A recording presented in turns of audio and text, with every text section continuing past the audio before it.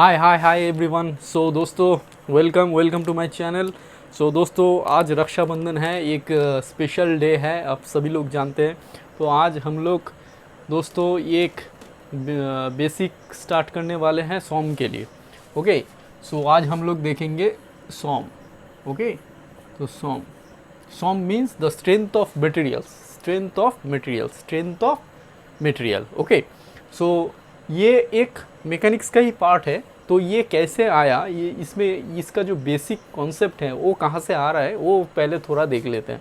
So guys, it comes from mechanics. Okay,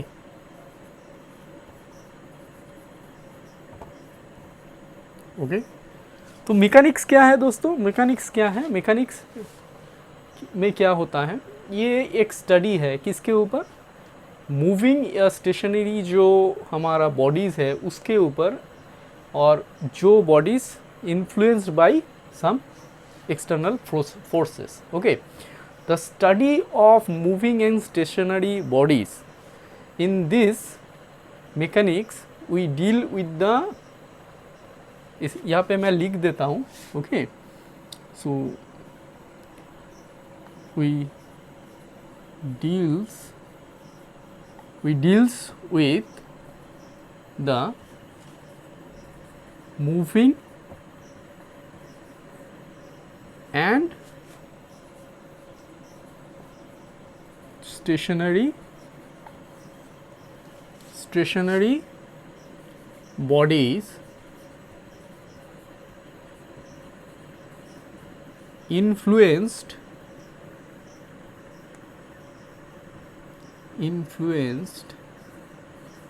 by some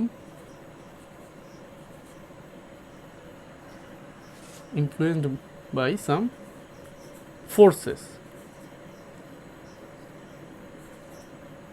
okay, so mechanics एक ऐसा subject है, it is a physical science. Okay, mechanics is the study, it is a physical science of, ये एक physical science है।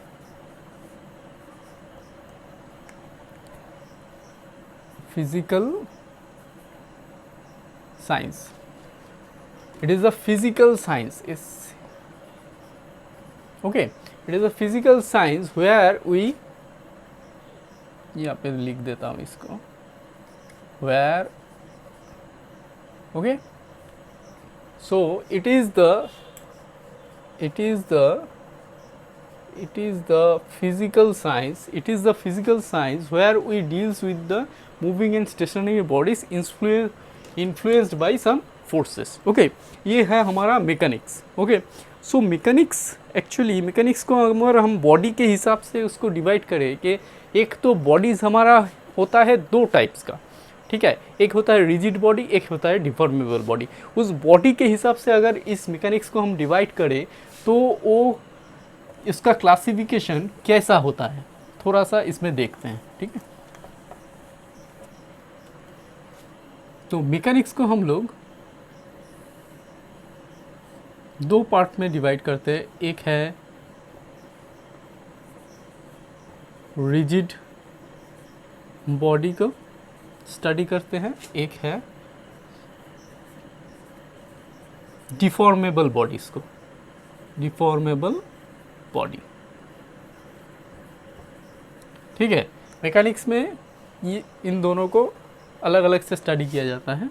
तो इसका जो part है मैकेनिक्स का, ये होता है रिजिड बॉडी का जो स्टडी होता है, इसका एक पार्ट होता है इंजीनियरिंग मैकेनिक्स, ठीक है। और एक पार्ट होता है, ये है Tom means theory of machine. Subject आप लोगों ने सुना ही होगा, थ्योरी ऑफ मशीन, ठीक है। और डिफॉर्मेबल बॉडीज में क्या होता है,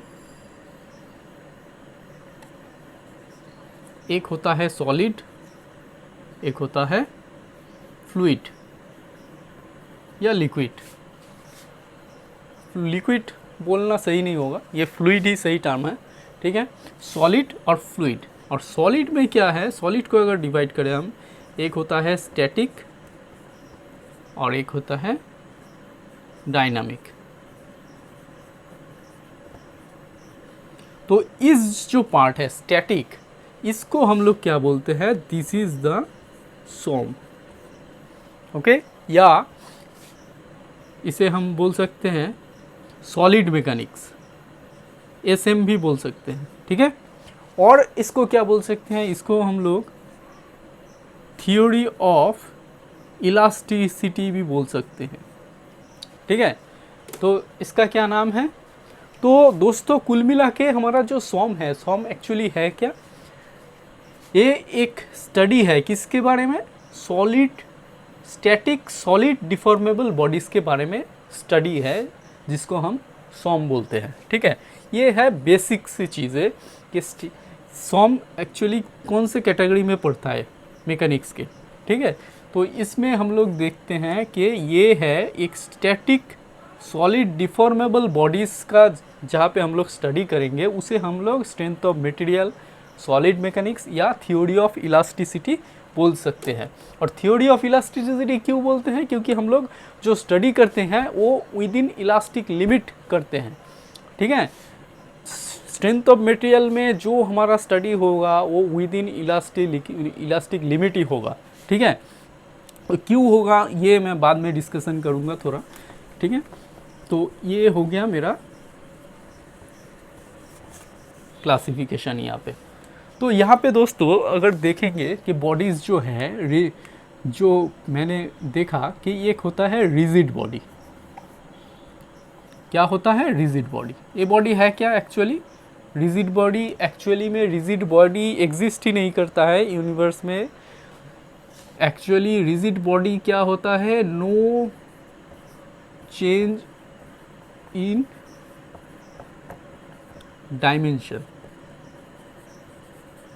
डायमेंशंस।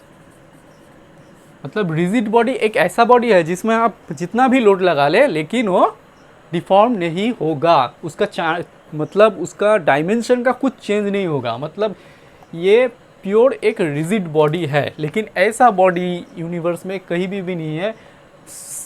हर एक बॉडी जो है उसका डायमेंशन अगर एक सर्टेन लोड के बाद उसका डायमेंशन चेंज होगा, यही है यूनिवर्स के अंदर। सो ये एक आइडियल केस है, रिजिड बॉडी एक आइडियल केस है, ठीक है। नेक्स्ट हम आ जाते हैं जो रिजिड बॉडी है। और एक्चुअली प्रैक्टिकल में क्या होता है, प्रैक्टिकल में जो हमारे पास रेजिस्टेंट बॉडी, ठीक है, ये है प्रैक्टिकल केस, ये है आइडियल केस। मतलब आइडियल केसेस में कोई चेंज नहीं होगा, ऐसा एक बॉडी जिसका डायमेंशन ऑल टाइम जितना भी लोड लगा लो सेम रहेगा, लेकिन ऐसा पॉसिबल नहीं है। लेकिन हमको जो मिलता है यूनिवर्स में, जो हमारा हर एक मटेरियल है जो है वो रेजिस्टेंट बॉडी है। Resistant body means it shows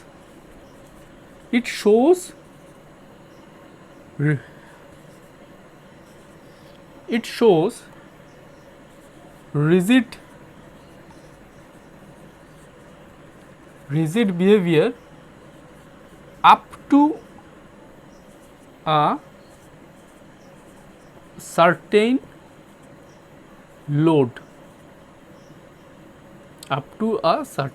load, ठीक है। तो हमारा जो हर एक बॉडी है वो सब रेजिस्टेंट बॉडी होता है। It shows rigid behaviour, okay, it shows rigid behaviour, it shows rigid behaviour. मतलब ये शो करेगा rigid behaviour.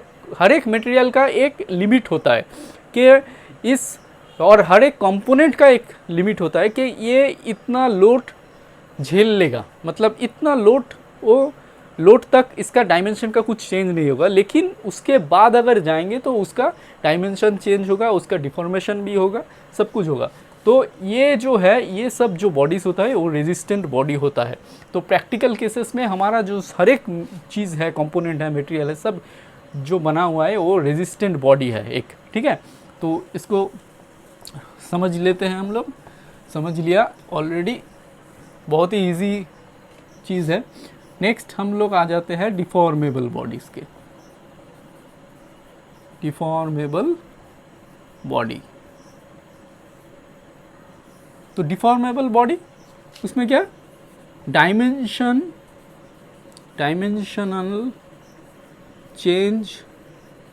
Changes will be there। Okay, so deformable body क्या होता है, उसमें डायमेंशनल चेंज होगा, आप लोड देंगे तो उसमें डायमेंशनल चेंज आएगा, ठीक है। तो डिफॉर्मेबल बॉडीज़ में डायमेंशनल चेंज आएगा, ठीक है। तो ये है deformable bodies.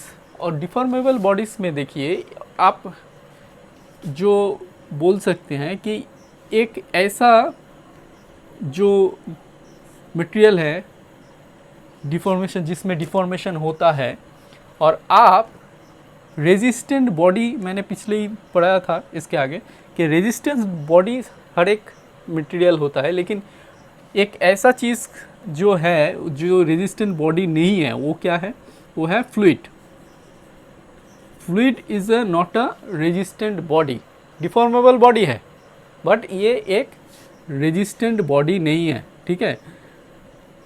Fluid not a resistant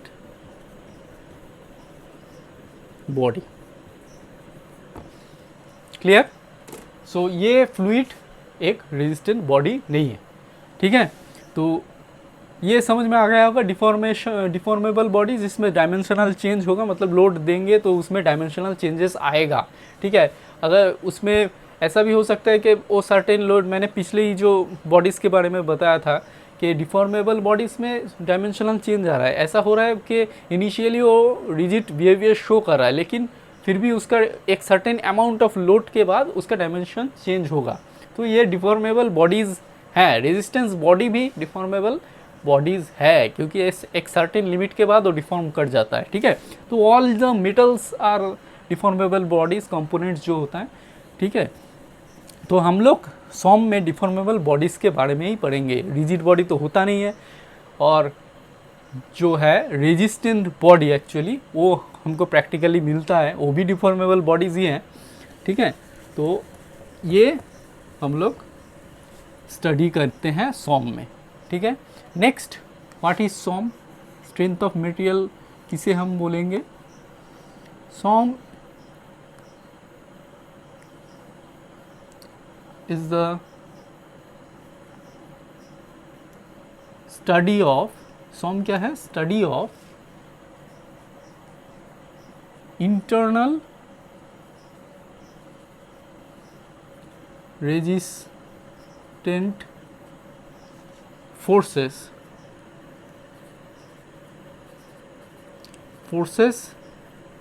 developed during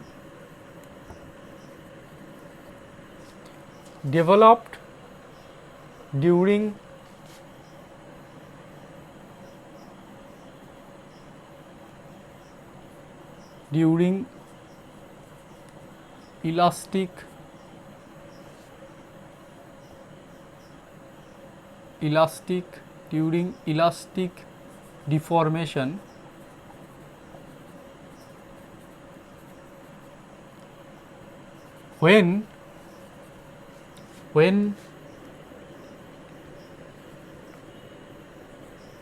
when external load is applied।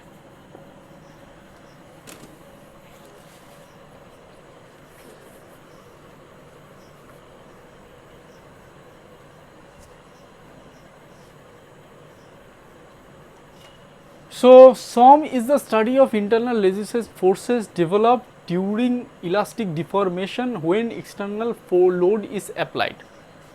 Okay, तो मतलब हम लोग इसमें स्टडी करते हैं इंटरनल जो कंपोनेंट है हमारा मटेरियल है, उसके अंदर जो इंटरनल रेजिस्टेंस जो क्रिएट हो रहा है, तो उसका हम लोग स्टडी करते हैं इलास्टिक डिफॉर्मेशन के अंदर विद इन इलास्टिक लिमिट। मतलब विद इन इलास्टिक लिमिट क्या, उसका इंटरनल रेजिस्टेंस उसमें क्रिएट हो रहा है, उसके बारे में हम लोग स्टडी करते हैं, और एक्सटर्नल लोड जब हम लोग मटेरियल में डालते हैं, ठीक है।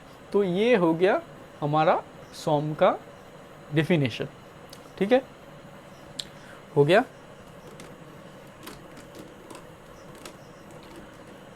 ये हो गया। नेक्स्ट हम लोग देखेंगे कि इंटरनल रेजिस्टेंस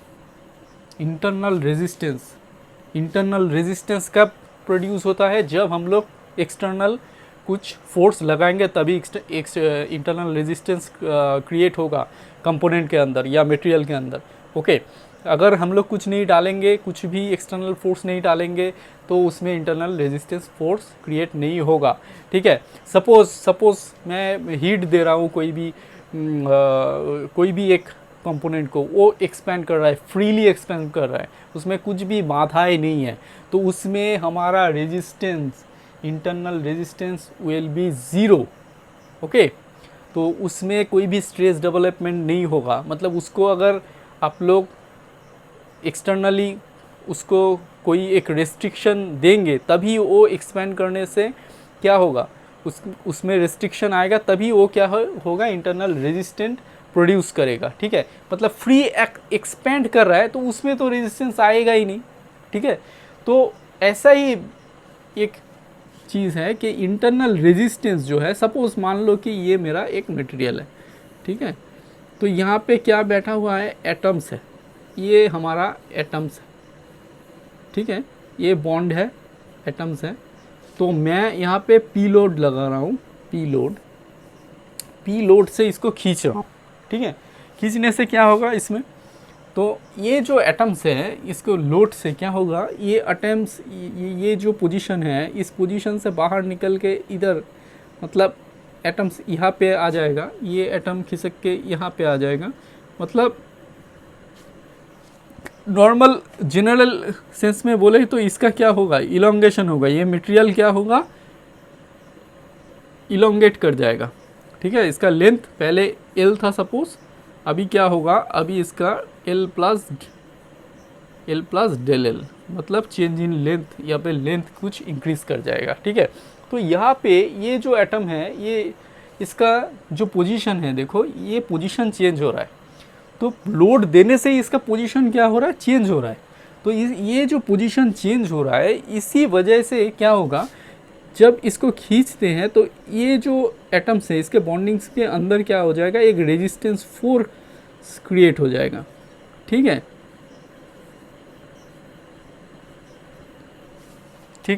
तो ये यहाँ पे एक इंटरनल रेजिस्टेंस फोर्स क्रिएट हो जाएगा। इसी फोर्स को हम लोग क्या बोलते हैं, इसी फोर्स को R/A, इसे हम लोग क्या बोलते हैं, स्ट्रेस।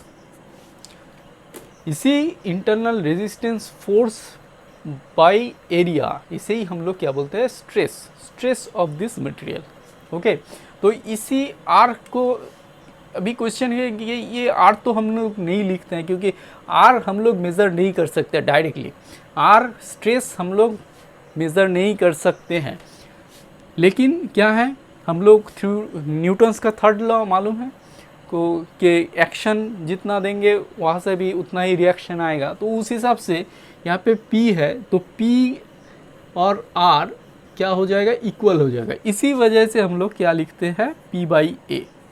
ठीक है, तो ये हो गया मुद्दा मेरा स्ट्रेस का। तो ये है चीज़। तो इंटरनली अगर आप लोग एक्सटर्नली फोर्स लगाएंगे तभी ये स्ट्रेस जनरेट होगा और इंटरनल रेजिस्टेंस फोर्स जनरेट होगा। ठीक है, अगर कोई एक बार है, वो फ्रीली, उसमें कुछ लोड लगा नहीं है, वो फ्रीली एक्सपेंड कर रहा है, तो उसमें तो कुछ लोड भी नहीं है, एक्सटर्नल कुछ भी नहीं है, और वो जो एक्सपेंड कर रहा है, फ्री एक्सपेंशन हो रहा है, उसमें कुछ रेस्ट्रिक्शन भी नहीं है जो उसको बाधा दे एक्सपेंड करने में, तो उसमें तो कुछ रेजिस्टेंस आएगा ही नहीं। तो वो जो एक्सपेंशन है, फ्री एक्सपेंशन है, वो क्या होगा, वहाँ पे स्ट्रेस इज ज़ीरो, वहाँ पे कुछ स्ट्रेस नहीं होगा। ठीक है, तो ये हो गया चीज़ें मेरा।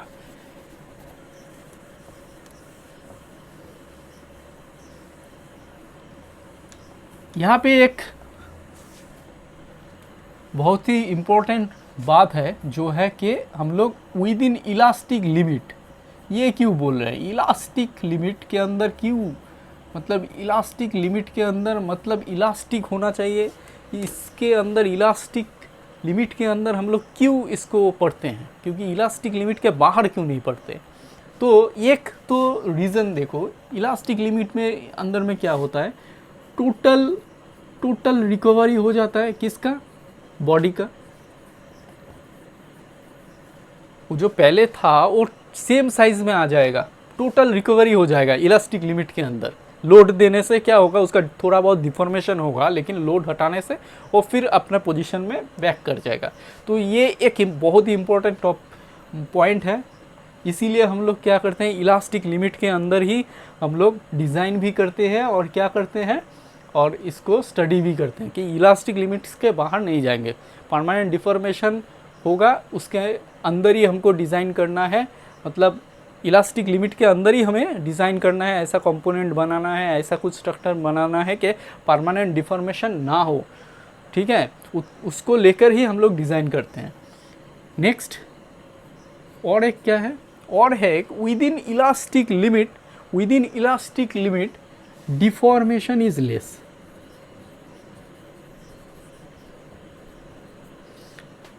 इलास्टिक लिमिट जो स्ट्रेस स्ट्रेन कर्व देखा था ना, तो इलास्टिक लिमिट देखो, with in elastic limit naturally ऐसा होता है। देखो यहाँ ये अगर स्ट्रेस का वैल्यू है, ये अगर स्ट्रेन का है कर्व, तो ये मेरा ऐसा था कर्व। देखो ये स्ट्रेस का वैल्यू के कंपेयर में देखो, ये इलास्टिक लिमिट मतलब ये जो स्ट्रेन है, मतलब डिफॉर्मेशन है, ये बहुत कम है। ठीक है, ये तो बहुत ही कम है, लेकिन उसके बाद देखो डिफॉर्मेशन कितना ज़्यादा है। ठीक है, तो deformation within elastic limit कम है। तो इससे क्या फ़ायदा होता है कि डिफॉर्मेशन अगर कम होगा, कोई भी एक स्ट्रक्चर अगर हम लोग क्रिएट कर रहे हैं, सपोज़ एक बीम है, एक बीम, घर का एक बीम बनाया, उसके छत के ऊपर कुछ लोड पड़ता है उसके अंदर, वो अगर ज़्यादा डिफॉर्म कर जाएगा, तो वो स्ट्रक्चर के लिए भी ख़राब है। सपोज़ एक ऐसा बीम इतना डिफॉर्म कर गया है कि हम लोग चल ही नहीं पा रहे हैं। ठीक है, तो ये एक छत में एक बीम दिया गया है, वो डिफॉर्म होके इतना नीचे आके बेंड होके ऐसा हो गया, तो वो तो स्ट्रक्चर के लिए अच्छी बात नहीं होगा ना।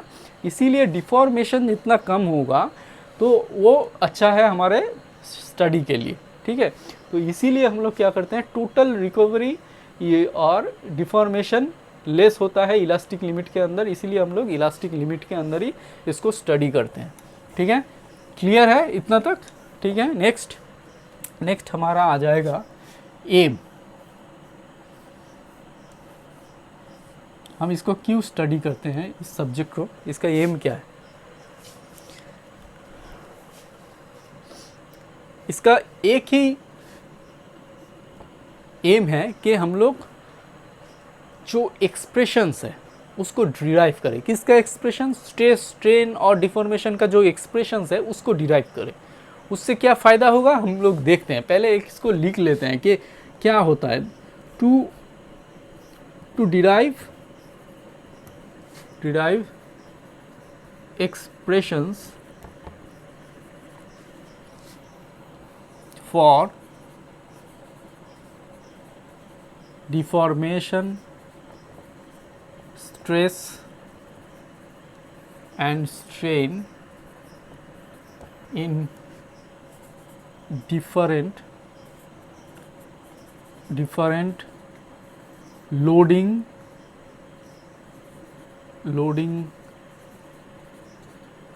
conditions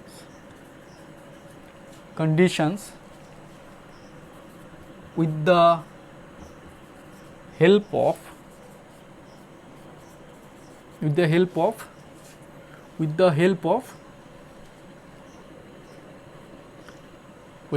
of experimentally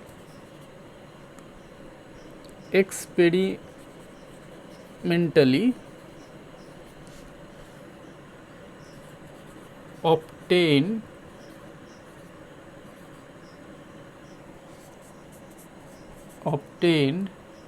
elastic constants like Young's modulus, like torsional rigidity modulus. Okay,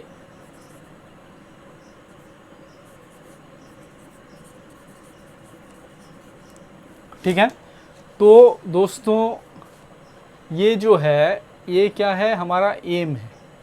तो to derive expressions for deformation, stress, strain in different loading conditions with the help of experimentally obtained elastic constant। मतलब expressions हम लोगों को create करना है, वही expression हम लोगों को बनाना है, ठीक है। तो उसको इसके लिए हम लोग किसका हेल्प लेते हैं कि एक्सपेरिमेंटली जो इलास्टिक कांस्टेंट है वो तो एक्सपेरिमेंट से निकलता है, इलास्टिक जो कांस्टेंट है, suppose young modulus, rigidity modulus, वो जो निकल के आता है उसके हेल्प से हम लोग क्या करेंगे, जो ये एक्सप्रेशंस डिराइव करेंगे, ठीक है। ये हमारा मेन ऑब्जेक्टिव है, मेन एम है इस सब्जेक्ट के अंदर, ठीक है।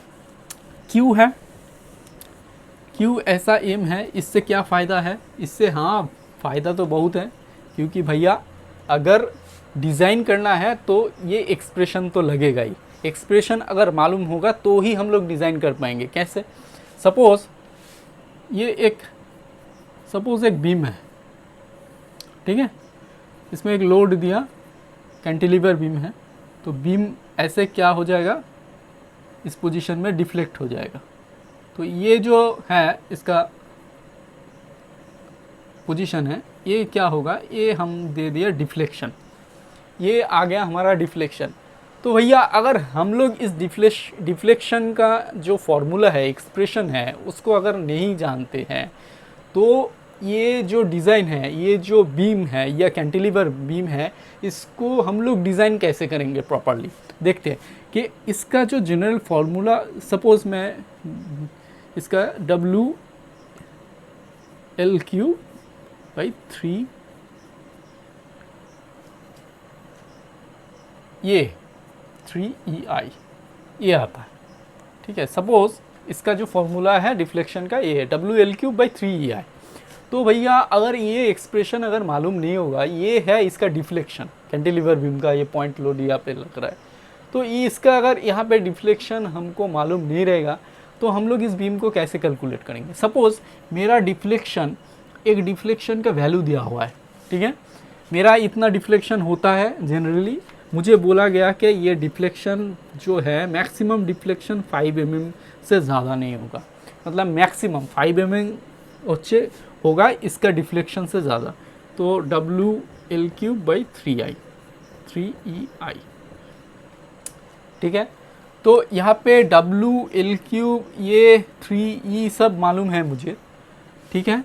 तो यहाँ से क्या मिल जाएगा, देखो ये मालूम है, तो यहाँ पे हम लोग क्या कर सकते हैं उस हिसाब से, तो यहाँ पे हम लोग इस I को फाइंड आउट कर सकते हैं। I क्या है, I मोमेंट ऑफ इनर्शिया है, तो इस मोमेंट ऑफ इनर्शिया, ठीक है, मोमेंट ऑफ इनर्शिया रेक्टेंगल के क्या होगा, BHQ/12, ठीक है, ऐसा है। तो I जो होगा, तो सपोज़ देखो ये क्या है, ये एक ब्रेड्थ है, एक हाइट है, मतलब ये कॉलम का ये अगर ब्रेड्थ और हाइट हमको निकालना है तो हमें ये फॉर्मूला जानना ज़रूरी है, क्लियर।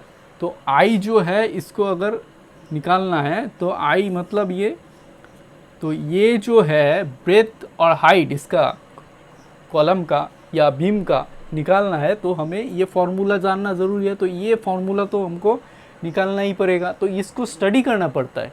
तो ये डिज़ाइन में इसीलिए काम आता है, मतलब सिविल के वालों के लिए तो ये बहुत इंपॉर्टेंट है। ये तो डिज़ाइन होता है, ये कॉलम कैसा होगा, मतलब डिफ्लेक्शन के हिसाब से हम लोगों को कॉलम डिज़ाइन करना पड़ेगा, तो मतलब बीम्स भी डिज़ाइन करने पड़ेंगे, तो कैसा होगा, उसका डायमेंशंस क्या है, तो वो कैसे जानेंगे, हम इससे जानेंगे।